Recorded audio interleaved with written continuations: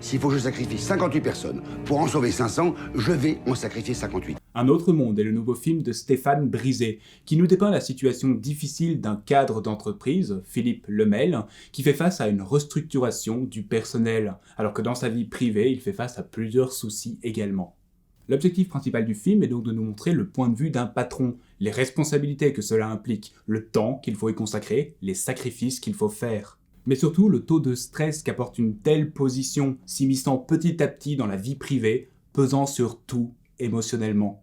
Dès le début, le film travaille à faire ressentir cette situation. Après le générique, le spectateur n'est assailli que par des scènes de débat, de disputes. On passe d'une scène avec des avocats du divorce à des meetings de société afin de discuter de plans financiers. Ce sont des longues scènes avec énormément de dialogues, d'opinions. Ainsi, le spectateur ressent l'emprisonnement et le ras-le-bol du personnage principal. Et pour une fois, le portrait des chefs d'entreprise est plus neutre. Trop souvent dans ce genre de débat, les patrons sont les méchants, ne pensent qu'au fric et traitent les employés comme des outils. Ici, c'est plus nuancé. Il y a différents personnages, différentes représentations de façons de voir les choses. Certaines personnes plus axées business, argent, effectivement, mais d'autres plus humaines.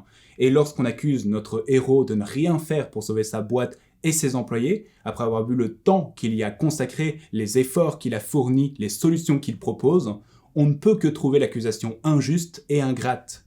Et les scènes de débat continuent, ça devient lourd, ça devient pesant. Lorsque viendra le moment où Philippe trouvera le retour à une meilleure vie, ce sera libérateur pour lui et pour le spectateur. Et en fait, ça ne vient jamais. Le film, au final, ne traite pas vraiment la vie privée de son personnage principal. On ne sait jamais clairement ce qu'il a perdu, au-delà d'une famille qui est présentée au début par un plan séquence sur les photos familiales, mais on ignore quelle était leur relation avant les événements du métrage.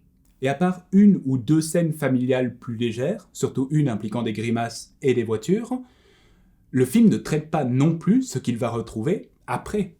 Donc, c'est un film sur une restructuration industrielle. Comment va-t-il sauver sa boîte? Y arrivera-t-il? Qui, parmi tous ces employés qu'on ne connaît pas, va être viré? Réunion, réunion, réunion.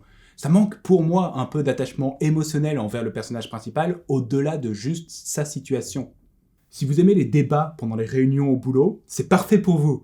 Moi, j'avoue que c'est pas trop mon dada. Et même si je pourrais écouter Vincent Lindon pendant des heures grâce à son éternelle prestance, j'avoue qu'en fin de film, je n'ai pas le sentiment que quoi que ce soit n'ait été accompli. Si je devais coter ma satisfaction en ayant vu un autre monde, elle serait de 11 sur 20. Comme toujours, merci d'avoir regardé cette vidéo. Vous pouvez l'aimer, la partager, vous abonner à ma chaîne et la partager également. Prenez soin de vous, on se retrouve la prochaine fois pour une nouvelle critique.